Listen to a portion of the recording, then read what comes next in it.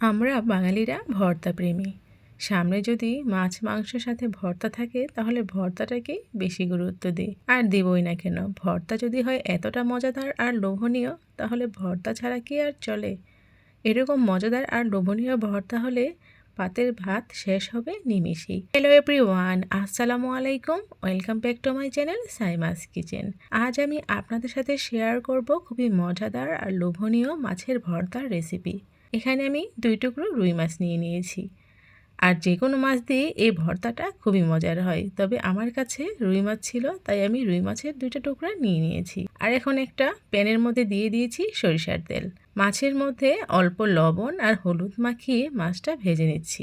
একটু কড়া করেই ভেজে নিব। মাছটা যত কড়া করে ভেজে নিব, ভর্তা খেতে ততই মজাদার হবে। মাছ ভাজা মোটামুটি হয়ে এসেছে। এখন মাছটাকে আমি উঠিয়ে নিব। আর এই তেলের মধ্যেই দিয়ে দিব আমি কিছু শুকনা মরিচ। শুকনো মরিচটাও খুব ভালোভাবে ভেজে নিব।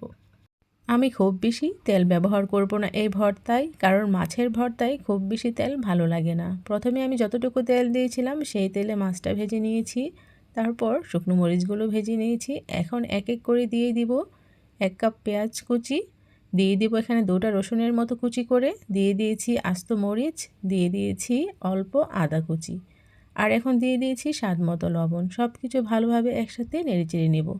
ওদিকে পেঁয়াজ রসুন ভাজা হতে থাক, এদিকে মাছ ঠান্ডা হয়ে গেছে। মাছটা ভালোভাবে বেছে নেব। মাছের ভেতরের কাঁটা আর সাইডের অংশটুকু ফেলে দেব। আর মাছ হাতের সাহায্যে ভালোভাবে চটকিয়ে চটকিয়ে ভেতরে যে ছোট ছোট কাঁটা আছে সেগুলো বেছে নেব। এতে করে মাছ ভর্তার সময় হাতে কাঁটা লাগবে না, আর খাওয়ার সময়ও মুখে কাঁটা লাগবে না। মাছের কাঁটা বের করা হয়ে গেলে হাতের সাহায্যে মাছগুলো চটকিয়ে নেব। আর ওদিক দিয়ে আমি যে প্যানের মধ্যে পেঁয়াজ রসুনগুলো দিয়ে দিয়েছিলাম সেগুলো থেকে মরিচগুলো আলাদা করে আগে থেকেই উঠিয়ে নিচ্ছি।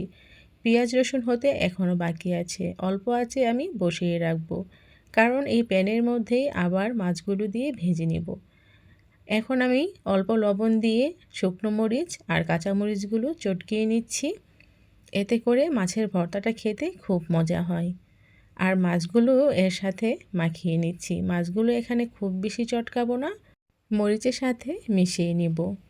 পেঁয়াজ আর রসুন এখন খুব ভালোভাবে হয়ে এসেছে। আমি যে মাছগুলো চটকিয়ে রেখেছিলাম মরিচের সাথে সেগুলো এখানে দিয়ে দিব, আর 2-3 টুকরো লেবু পাতা কুচি করে দিয়ে দিব। এতেই মাছের ভর্তার স্বাদ বহুগুণে বেড়ে যাবে। এই লেবু পাতাই হলো মাছের ভর্তার সিক্রেট উপাদান। এতে করে মাছের ভর্তার স্বাদ অনেকাংশে বেড়ে যায়। আর অবশ্যই কচি লেবু পাতা ব্যবহার করতে হবে। আমি মাছের ভর্তায় কয়েক ধাপে লবণ ব্যবহার করেছি, এতে কিন্তু মাছের ভর্তায় লবণ বেশি হয়নি, একদম পারফেক্ট ছিল। আমার ভিডিওটি আপনাদের কাছে কেমন লেগেছে তা অবশ্যই কমেন্ট করে জানাবেন, আর এভাবে বাসায় ট্রাই করবেন। এরকম আরও মজাদার ভর্তার রেসিপি পেতে অবশ্যই আমার চ্যানেলটির সাথেই থাকবেন। আমার ভিডিওগুলো যদি আপনাদের কাছে বিন্দুমাত্র ভালো লেগে থাকে তাহলে অবশ্যই আমার চ্যানেলটিকে সাবস্ক্রাইব করে আমার পাশেই থাকবেন। আল্লাহ হাফেজ।